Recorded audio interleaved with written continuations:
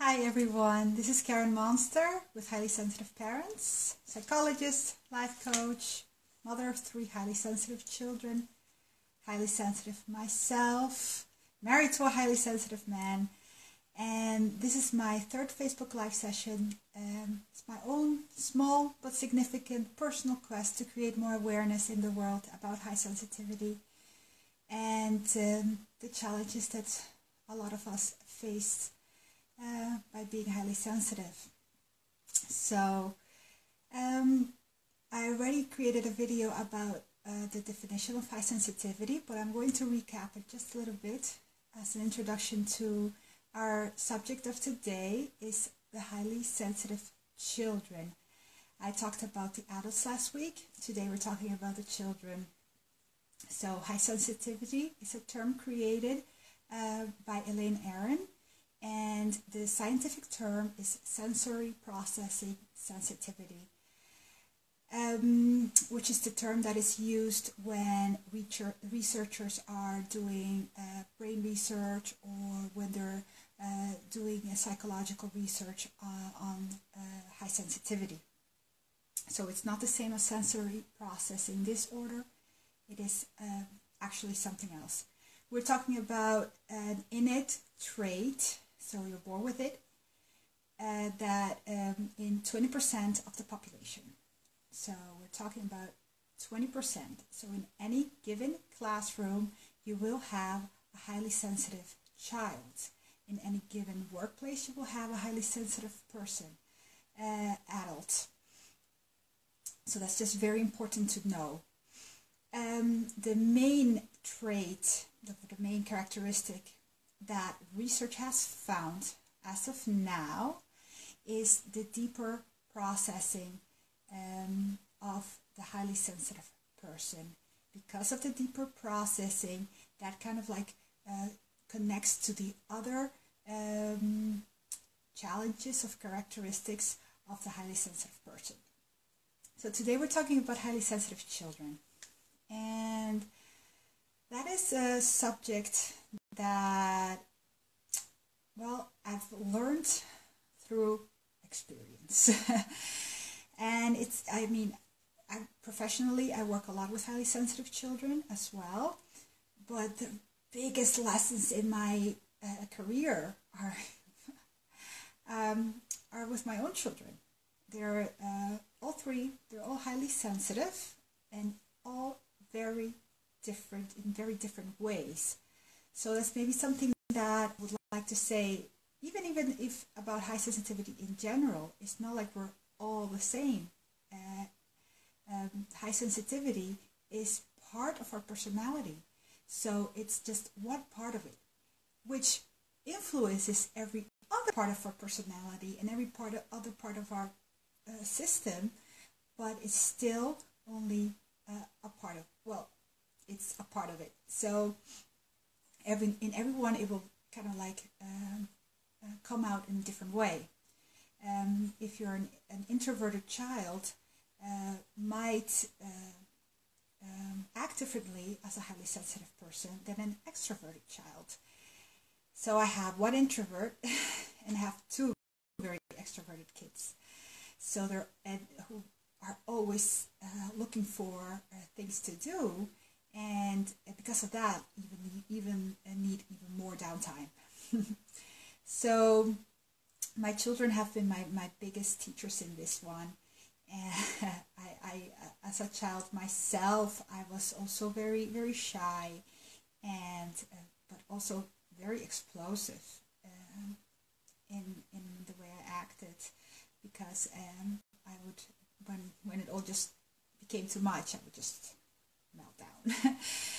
So the highly sensitive child is very beautiful. I mean, let's just start with that. They're loyal.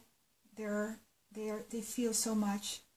They are the children that, when mommy's sick, will come and give you a kiss. When mommy hurts herself, will come and say, "Oh, where did you hurt yourself? Do you need a kiss?"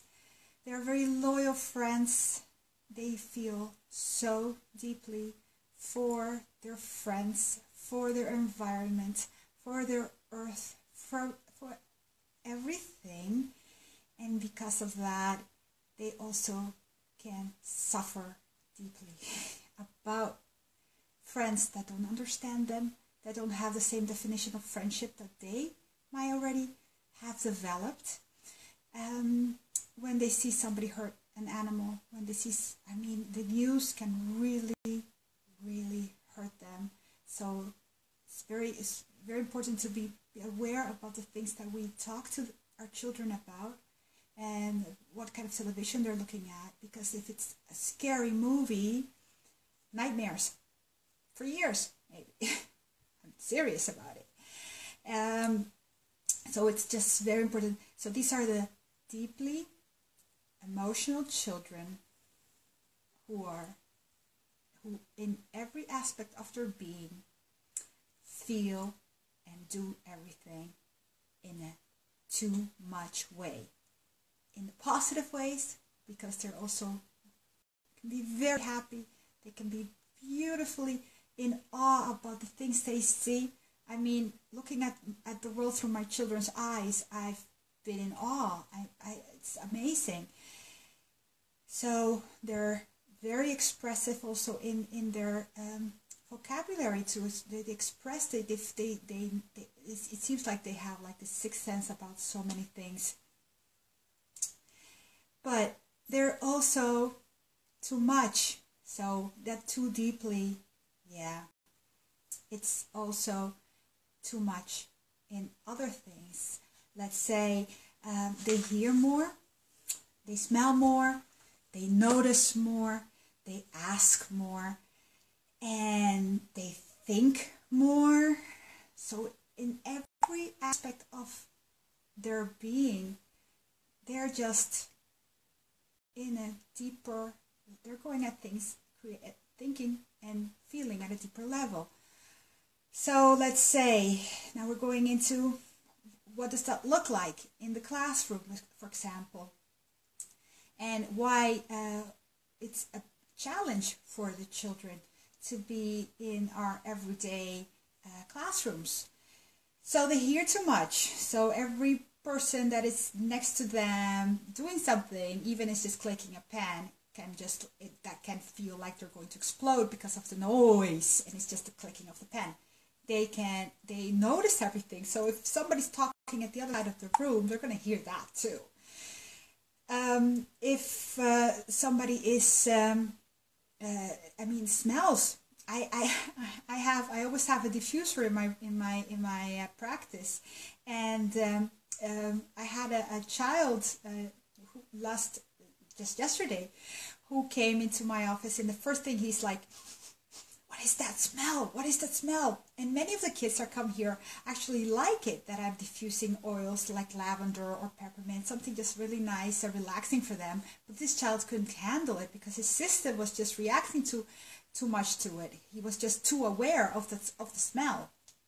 So that also in a classroom, there are children who really can just not focus on what's going on around them because of the smells, because of the talking. So if you're processing information the whole day this way, and you're in a classroom situation, and you have to pay attention to the teacher, you have to pay attention to what's going on around you. You don't have a choice. It's just happening. So you're listening, you hear everything, you smell everything, and everything's coming into your system. By the end of the day, your head is going to be so full, your system is going to be so full, that it is just not surprising that many of the parents that I work with tell me that their child comes home and just melts down completely, just kind of like dissolves and starts crying, and just to process this, it's difficult. My own daughter still does it. My first daughter did this all the time until she was like 6. My youngest daughter is almost 6, so I'm hoping she's almost at that age when she's not going to do this anymore, when she will find like better words or better ways to deal with it. But she still has this a lot, that she comes out of school and she starts crying and crying and crying. And she actually just needs to get it out of her system, and she needs a hug, and she needs rest. But she's such an extrovert that usually she starts crying, and then all of a sudden she's like, okay, now I want to go play again. So she was still trying to get that contact with others, which is very exhausting for her, actually. Let's see, the deeper thinking part of highly sensitive children.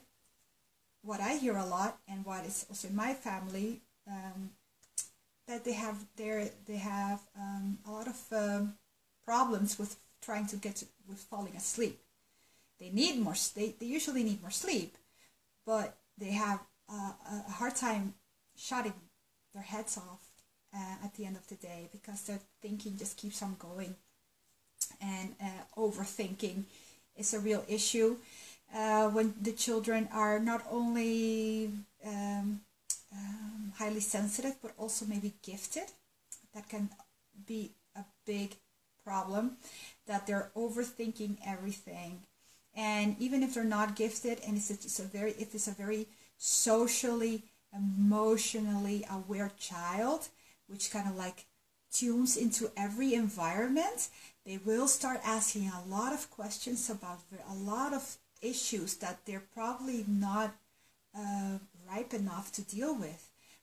But it is also very important for us to address that with them, because these children really need the sense that parents give them the feeling that you're taking them seriously, because they can feel it when you're being a fake, when you're just like shushing them off, or they know. That is something that always amazes me about these children, is that they're really aware about how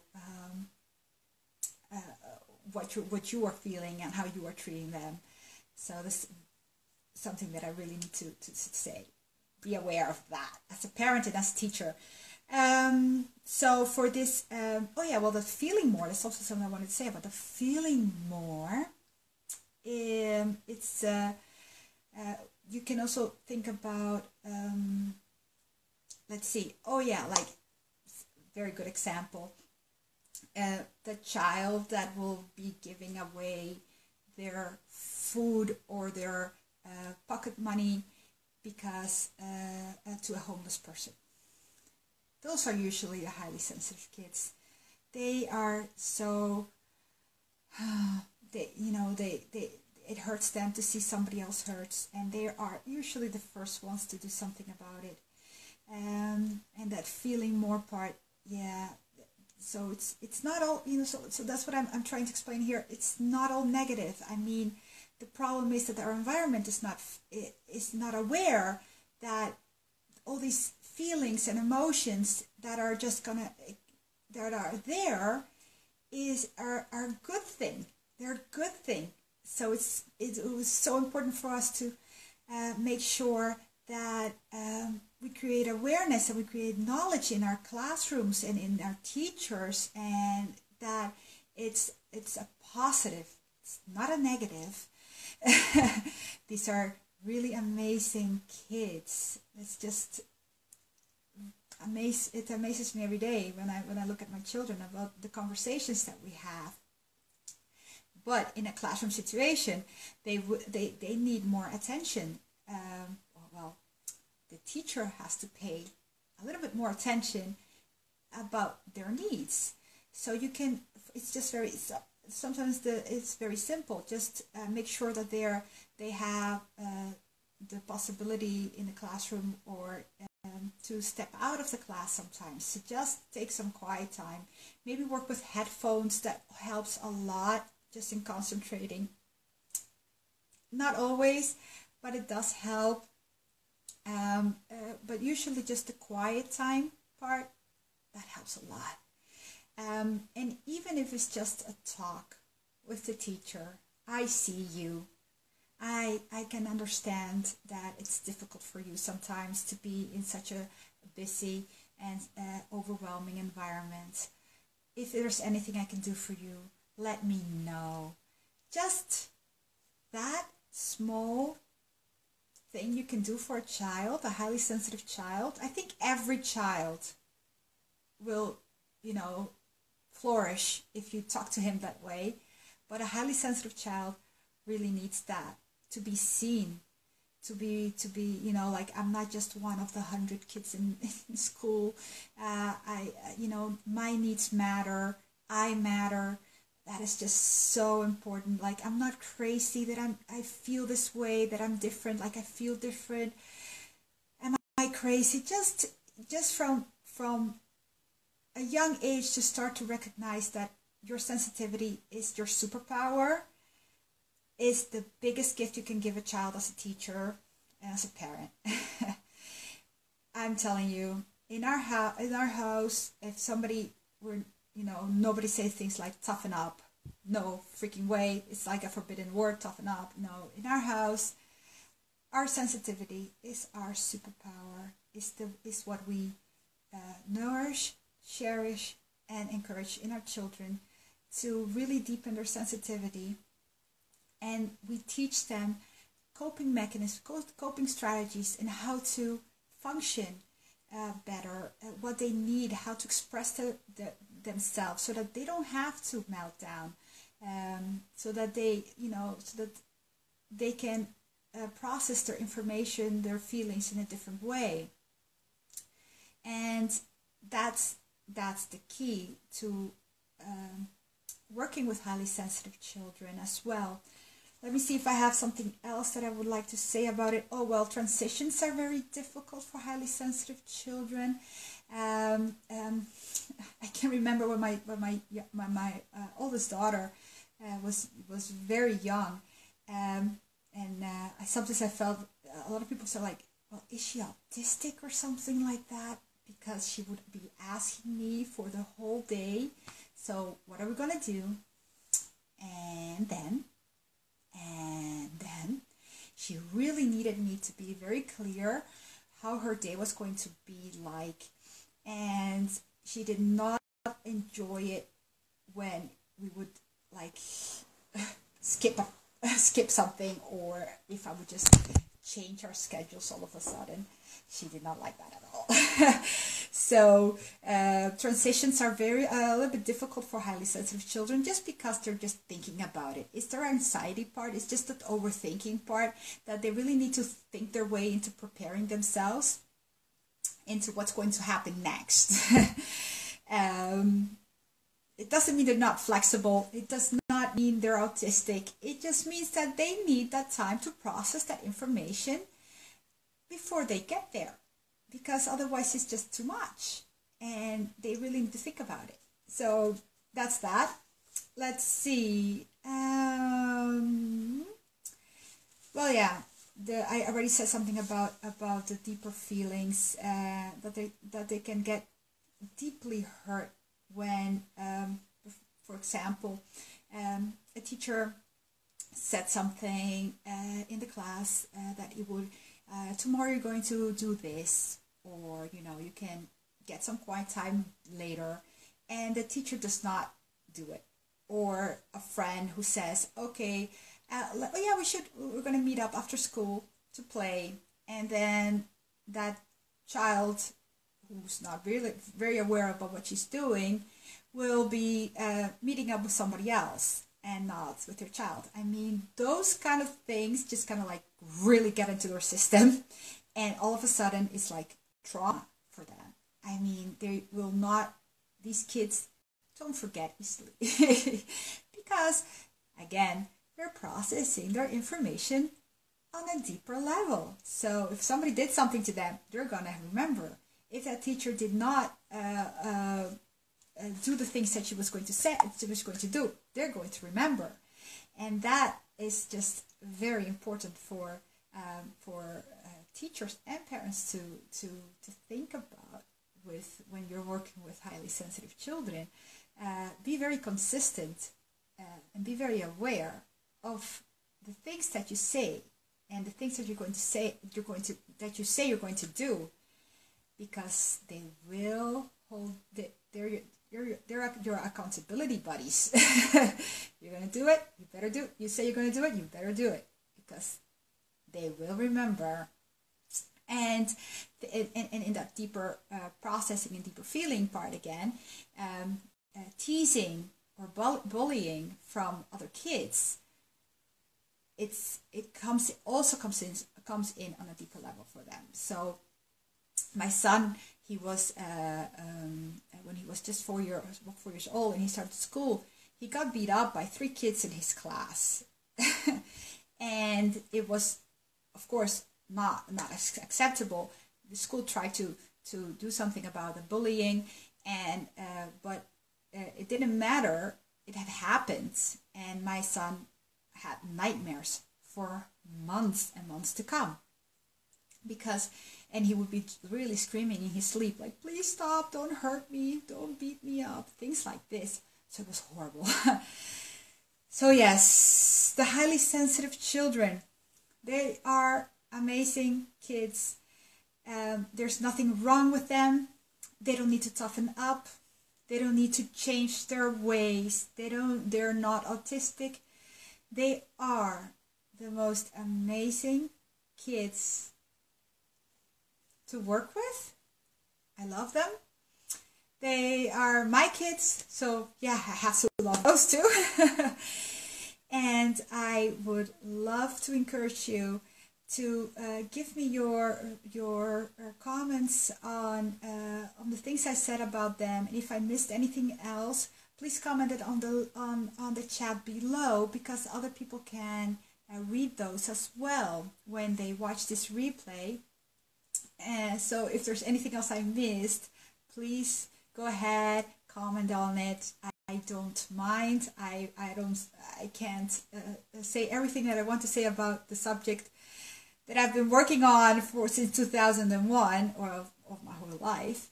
So in 20-25 minutes. So if there's anything else you would like to add, please add it on the comment below.